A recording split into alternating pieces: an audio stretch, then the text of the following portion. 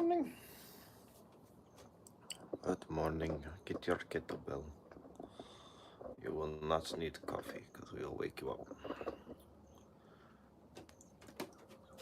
Bright sun in your face. It's beautiful.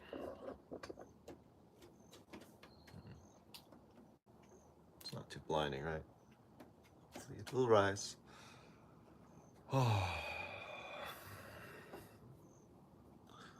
Using our heads today. On Tuesday, I showed a lot of pictures and ideas, very theoretical. Today we'll be building on that with the practical. This is one of the first things I did 7-ish years ago, 8 years ago, that started to make a big difference. I had terrible neck pain and a headache, and I put something on my head. And this seems very counterintuitive, but it makes a lot of sense with what we do in foundation training, which is decompression. So something's pushing down on us, not only our neck, but our whole spine, our hips, our feet push up against that, and that actually creates decompression. So I don't want you to do this with me. I just want you to think and visualize about this. It's just 40 pounds. It looks heavier than it is, but on the head. Stack your knees underneath you. Getting most of the weight in the knees. Lengthening the back of the neck. Pulling the chin or lengthening the back of the neck. This should stiffen the spine. We're teaching the spine to be strong and stable.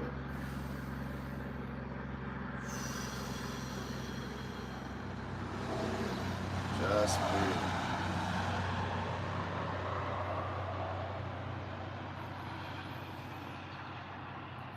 Now we talked about how this upward drive from the back of the skull, that nuchal ligament, pulls into the erectors, which causes forced closure of the ilium on the sacrum.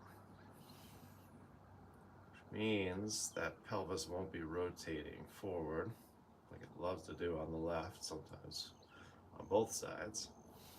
So if we get really good at this, and this is something I'll do, I'll keep that weight there as I run through some motion with my hips. Let's just first start some hinges here. Hinging the hips back.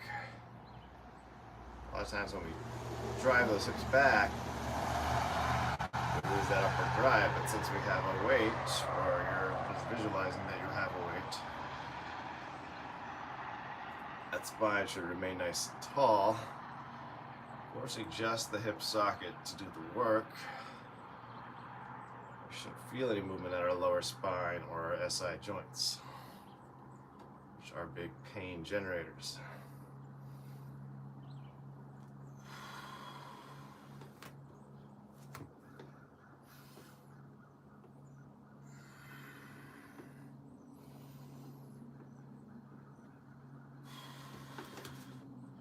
Of course, we can take this even further.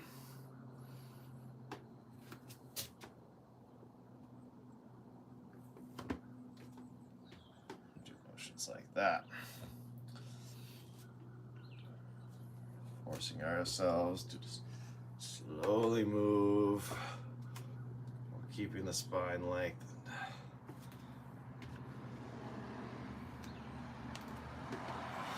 The neck should be getting tired. That's what we want. Just switching sides there. Still do your FT get up here. So left leg forward.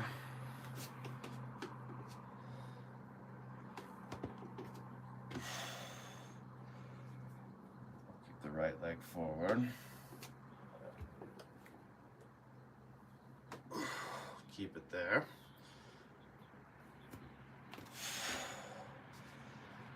Yep.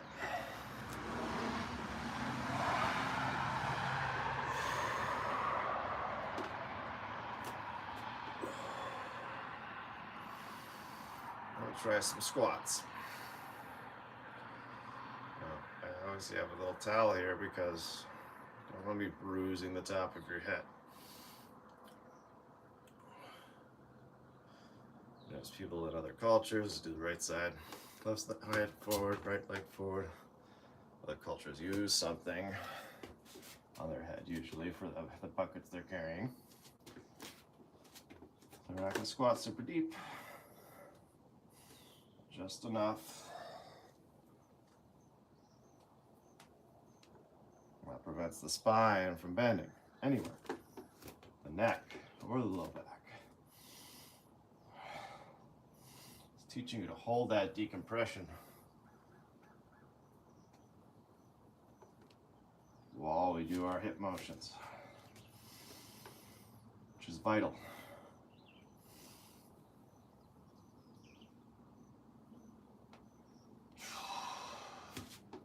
Feels really good. It's so easy. Keep moving around. A good place on the boards here. Decided to angle my mat, which is a poor decision. Forcing a bit of a wider squat, but that's okay.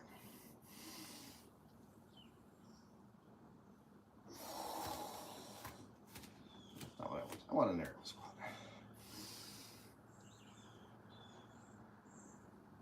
Of course, this is not bulletproof. You can still cheat it. Hopefully there's enough weight forcing you to lengthen.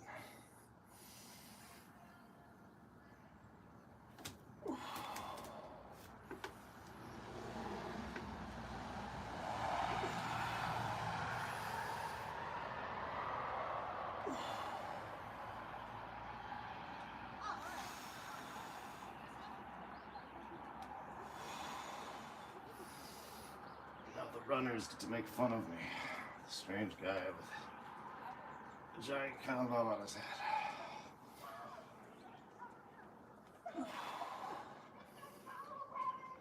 I could easily just make fun of their running form, so let's just keep our thoughts to ourselves. If you're curious about this kettlebell, this is the cheapest kettlebell you could buy. It looks heavy. It's only 40 pounds because it's a bit of a do-it-yourself. They ship you the shell and you fill it with cement. It felt amazing.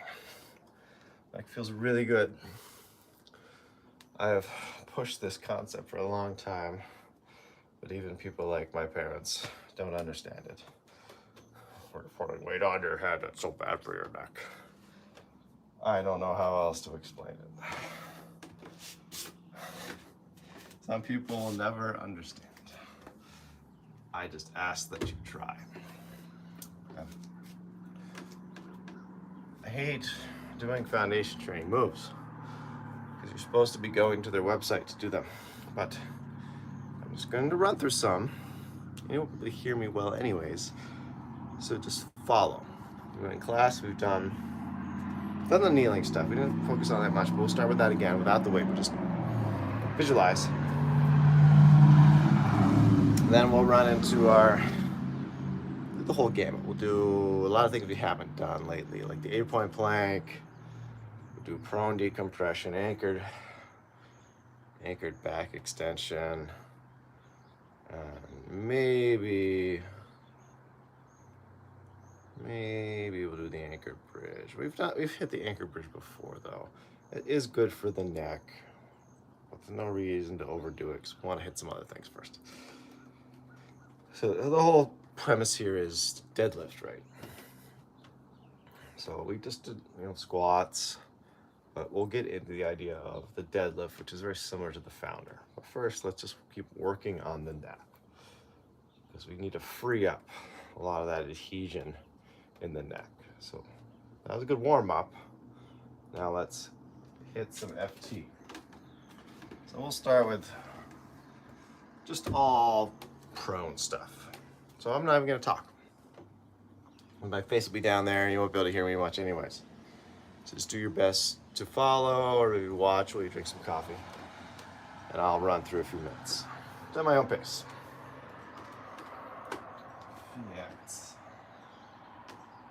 I'm gonna go this way. So if I do need to talk, you can hear me. Just get those out of the way. Okay.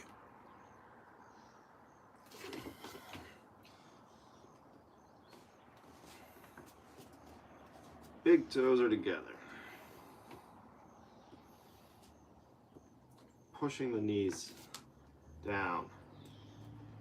Wrapping and squeezing. A lot of people like to squeeze the glutes.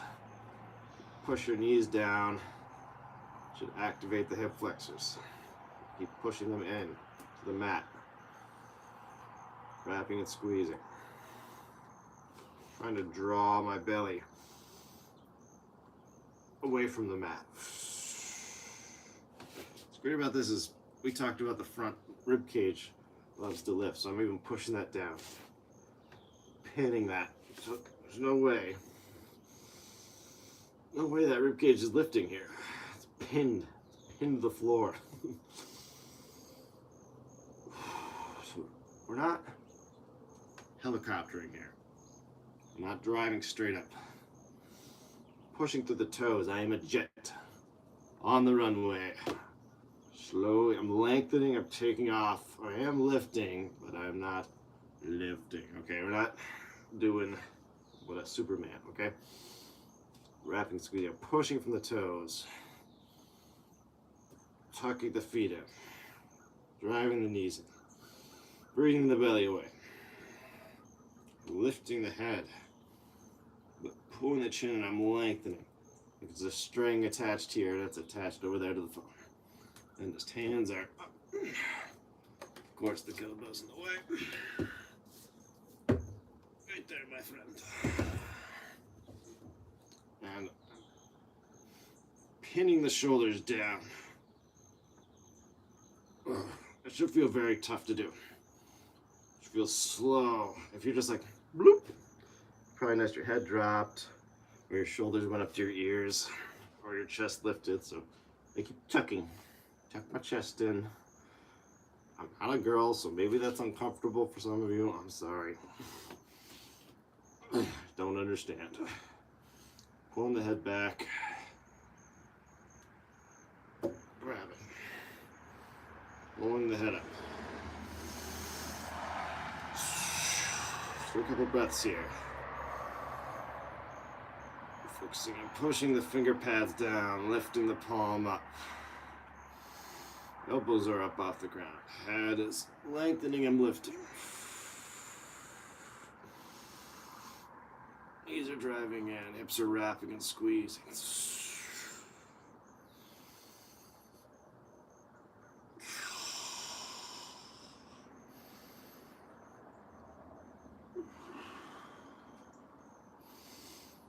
Could you put a little extra pressure on that left side? So we go into the anchored back extension. Peel the feet up. Forces you to push the knees down. Head stays up. Hands come back. Tuck that rib cage in again. I feel it. Now that I'm aware of it, I feel it. Wants to lift. Elbows pulling down, trying to tap the ground. A lot of people are here. We're going to open up that chest. I'm palming two basketballs. My wrist is straight. It's not extended. It's the whole forearm with the wrist. Tapping.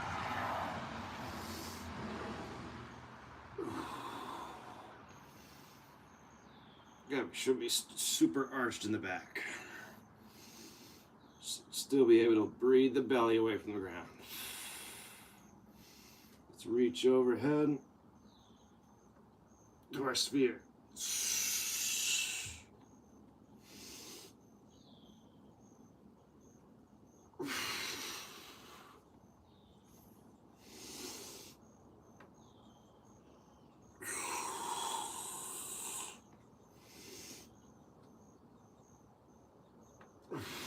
Try to just keep the head up, not let it drop. It's way harder than it looks.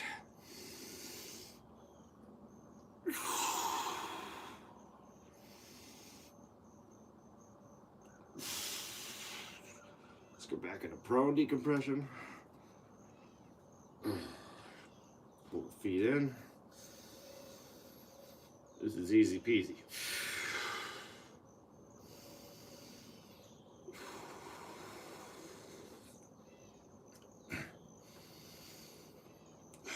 I catch myself doing it. I breathe the belly up and away from the ground, and the exhale just collapses back down. No, we want to maintain. Breathe that belly up. Keep that belly. Tighten that abdominals, those transverse abdominis muscles, which helps pull the ribcage down. Right now, the ground is helping us. Just don't arch too much. It's a whole spine lift. You want to think about it that way. It's not just the neck. It's the whole spine lifting. Now, if you've come see me as a chiropractor, on most people I do this. They're very jammed up, right where the diaphragm is. And you can't adjust it when their heads are down. But as soon as they lift their head up, it's not just the angle, it's the fact, if they do it right, if they do this, that won't work. They lift their head, a lot of people do this, so now keep your chin down, lift your head, and you might even feel it, even just lazy, you're just lazy here. You're at least getting some of your spinal erectors to work, which is an upward pull. So then I'm able to push upward as well, and usually it's a glorious movement, and like no chiropractor's ever adjusted that before. I'm like, well, you helped, that's why. It's that little head lift. It's not a distraction move. A lot of people think I'm just faking them out with that. Just something I've learned. Like, push, it's not moving. I'm like, if they lift their head, it just helps open up. Like, get that to open. So that's exactly what you're doing here. You're doing what I'm doing to you. You're not gonna get a big pop. Sometimes you get done, you're like, I'm like, ooh. Who needs Dr. Klein? You don't. You don't need me. I'm breaking my arms and my hands every day trying to fix you when you could be doing it yourself. Yes, I'm frustrated. I'm tired of doing this. I don't want to be doing chiropractic anymore. It's the most useless thing anymore. Maybe you need it every once in a while, but I shouldn't be seeing 40 patients a day going home in tears. Okay, it's not what chiropractic should be about. 8-point plank.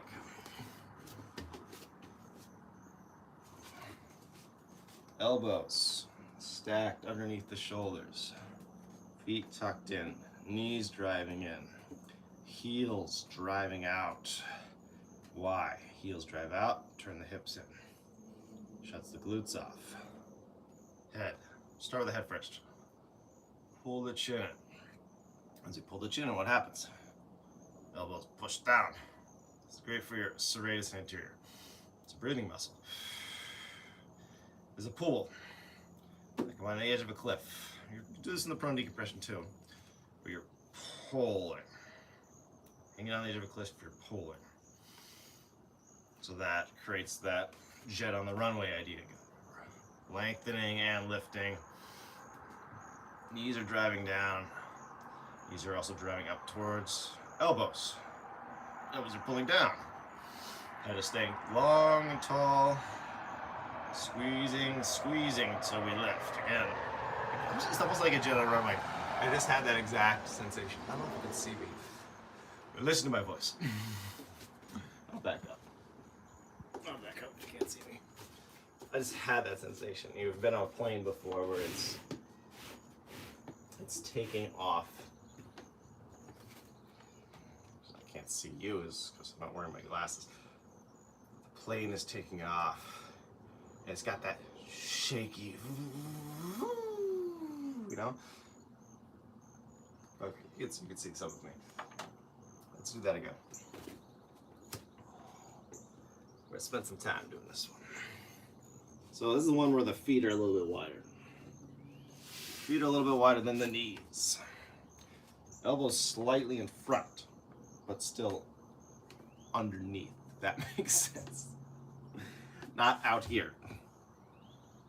Not in here. Just underneath the shoulder, but anterior to the shoulder.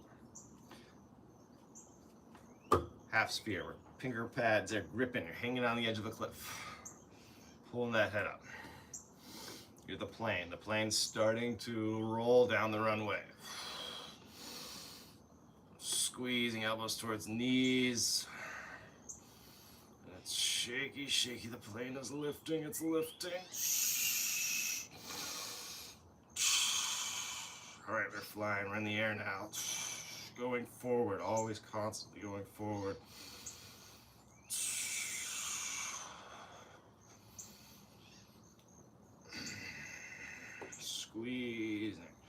Squeeze your right knee towards your left elbow. See if you're able to lift. Squeeze your right elbow towards your left knee so you're able to lift. Squeezy squeeze. One more time. Squeeze left elbow towards right knee.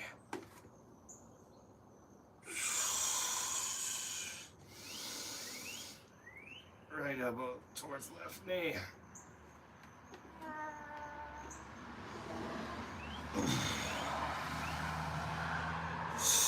Hips lower. That's your A-point plank.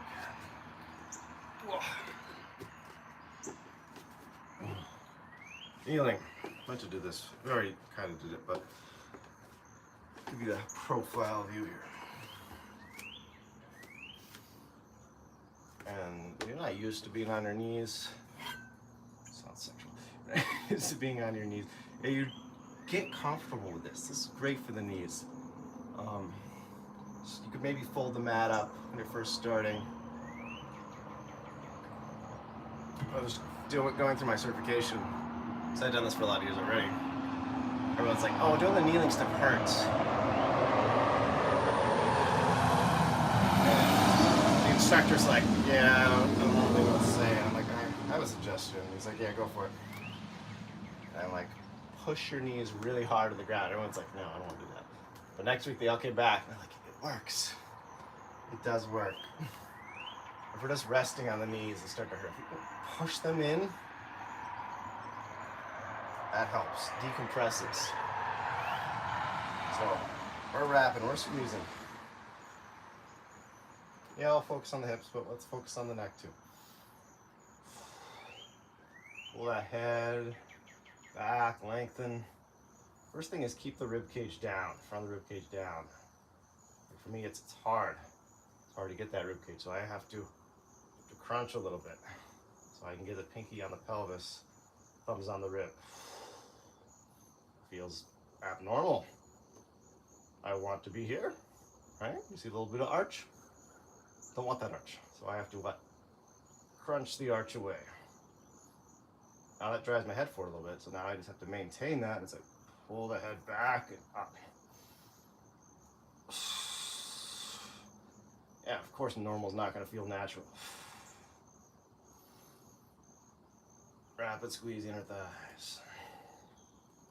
That'll help anchor, pull down on the diaphragm.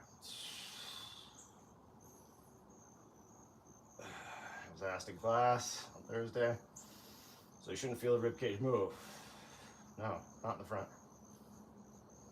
The back, same rib. Different joints.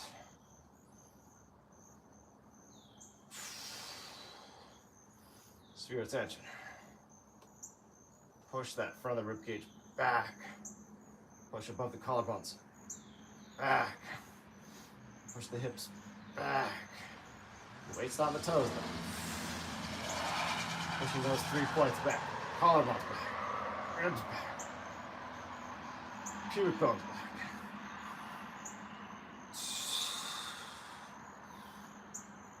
This is where the work is done.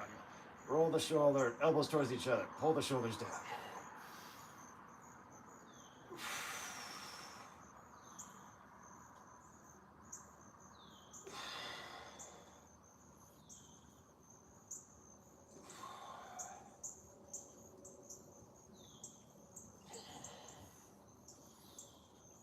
hold that as we come up. Don't lose it. Work on our founder now. Those 3 points back. Equally pushing back together. Hips are pulling back, mid back's pulling back, neck's pulling back, everything's pulling back, pulling back, pulling back. Find that sensation that you're about to fall backwards. So the feet really grab the ground. Push a little bit more with the left. Push a little bit more with the right. Push a little bit more with the hips.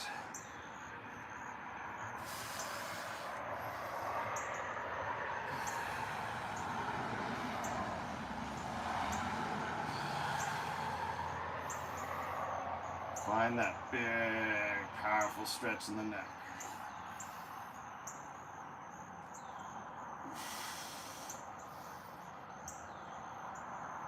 Pushing back with my hips consistently hard. Trying to knock myself on my butt. My hands are pulling just as hard to keep me from not falling back. That's a great setup before we deadlift. We'll just go and finish up with the deadlift. So that was a workout in itself. So the advantage of the rock weight kettlebell is a little taller. Which might be as good here. Disadvantage of it is a little wobbly. Probably I'm not good at cement work, so it's just rounded on the bottom.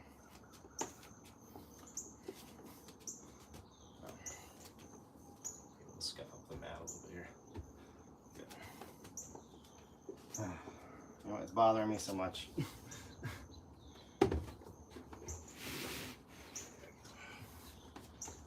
Just want to stand on the boards.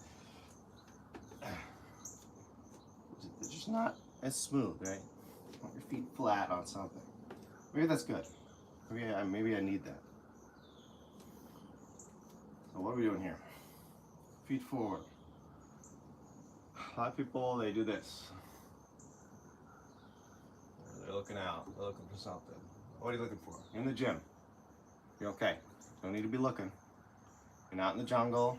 It's not tigers gonna come get you. You should be looking down at the ground or picking up the weight. Hinging at the neck. You should be hinging at the hips, not the neck. So let's run through this. First, breathing. Pull the front of the ribcage down. Adds a little rounding from the mid-back. And we push the head back. Another trick. This was taught to me by Dr. Goodman himself. Maybe it was Jesse. I can't give the credit to either one. They were together there. They saw that I love to do this. So pull my head up. So like bring your thumbs here. You might even notice that flattens my neck back a little bit. We just don't want to do that. So same setup. And everyone has their own battles. Everyone makes fun of Sean Jaeger Diamond because he's got a lot of that thoracic extension. It's maybe how his vertebrae are, okay? You're finding what works for you. Some instructors, they're gonna be like a stick. Some instructors need more curvature in their spine.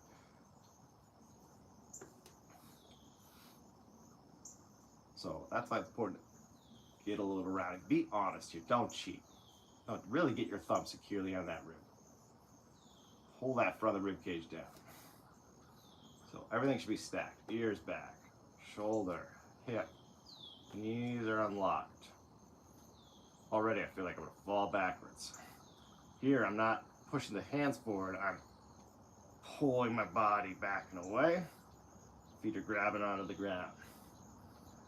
Thumbs at the top of the collarbones, lift like you got a barbell in the rack position. Trying to lift your elbows so that barbell doesn't roll forward. 300 pounds drops on your feet.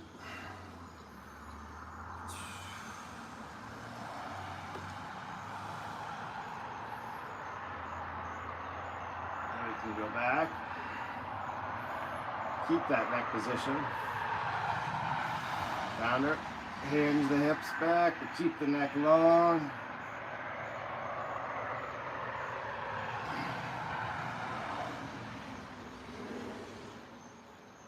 Go to long one. Keep that neck long as you reach for the kettlebell. Pulling that head and neck back.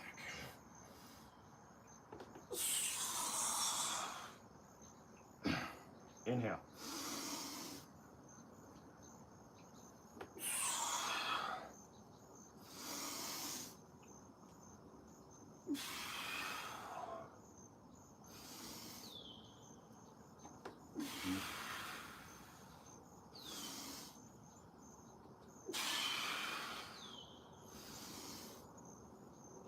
A couple one-handed.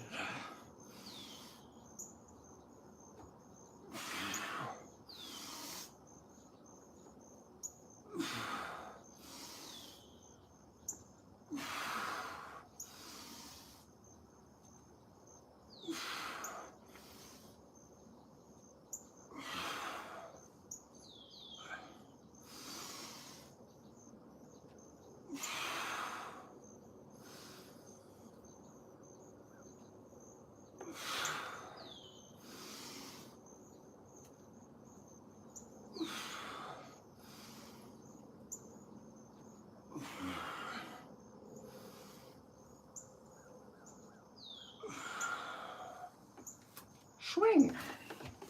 Let's do our swing. So set up, deadlift, put it down. At the bottom of the deadlift, just bring it out a little ahead. Very similar setup. Kettlebell's about 1.5 feet in front of you now. I need to go a little bit wider. This is a big boy. Big handle.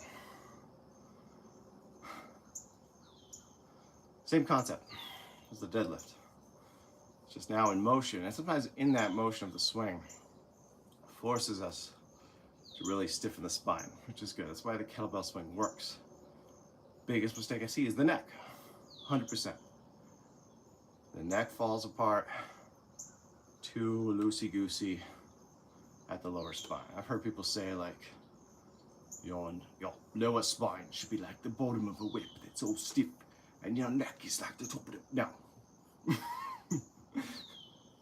Maybe when it's super heavy and you're a rock star kettlebell athlete. Whole spine's the base of the whip, okay? One big metal iron rod. You have no spinal joints. You have hip joints, you have shoulder joints. That's what I want you thinking about right now. That's the way to fix, stabilize your neck. Once it's nice and strong and mobile, yeah, you can whip that thing around. Because otherwise, it's essentially like doing whiplash to you right now when you're in a degenerative stage.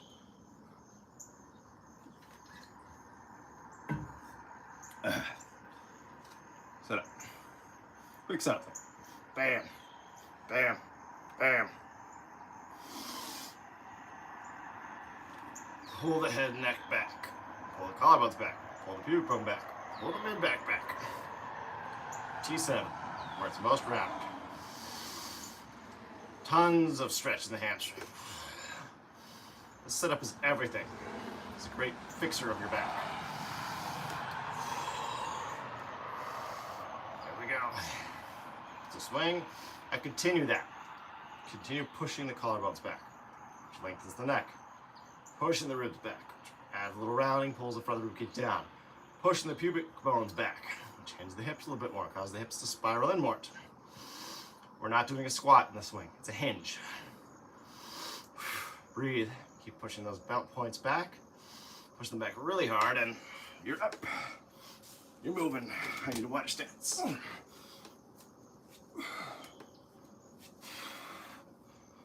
And you'll feel it. I felt a few bad ones there.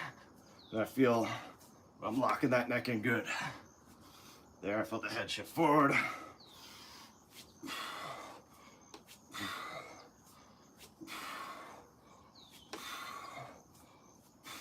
Single hand.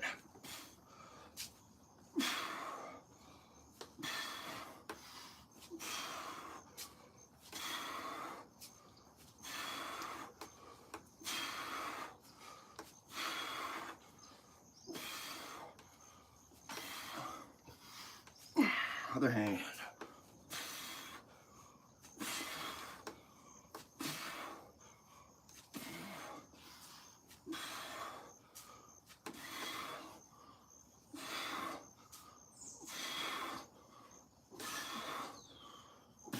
Double hand. Really high.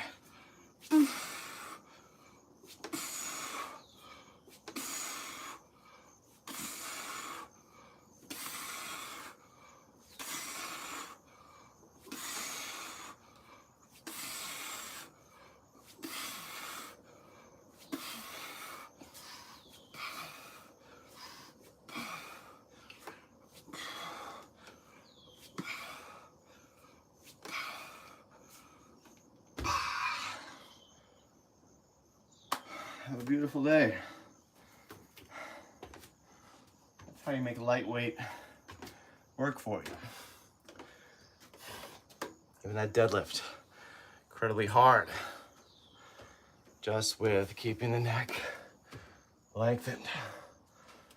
We're not flattening the cervical curve. Keeping the cervical curve in neutral. Like I said, some girls, it's more of a girl thing. It is a guy thing. They're completely flat in the spine. That's not what we want either. Because that's not neutral. There should be a lordosis to the neck. Like I talked about the video on Tuesday, go watch at least the beginning. And we did some other stuff than we did today. There's a lordosis in the low back. And there should be a kyphosis in the mid back. We don't want to flatten those out. We're just lengthening. Now, if you're like Sean, Jaeger Diamond, yeah, you're gonna flatten them out a little bit because he's just so rounded, so extended. So you might be getting as tall as possible, and maybe he's better than he was, or maybe he has like juvenile kyphosis or something like that, or scoliosis. He has something to work on.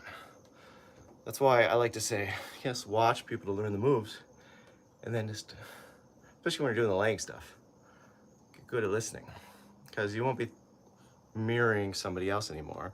A different body type. You will be listening to your own body. Biblical truth of the day, meditate on the word. When we meditate, we don't empty our minds. We're focusing on our body. It's body awareness. All the cues they give, where you're supposed to feel it. You're not just mirroring, you're not just trying to do something, you're trying to feel it. You already know what the cues mean, you already know the positions. So you can just listen and just really feel and hone in on yourself, where your restriction are at, and where you're trying to decompress. Right? If I can't speak anymore, that means I probably need to stop. Love you guys. I'm not saying don't come in to see me anymore. It makes my job so much easier if you do this, right? The adjustment is, all right, good, yes. That's how your back's supposed to move. I shouldn't have to dig my elbow in and foam roll you for 30 minutes just to get like a sad little crack. Or no crack. Take care. 5 minutes every day. Do it.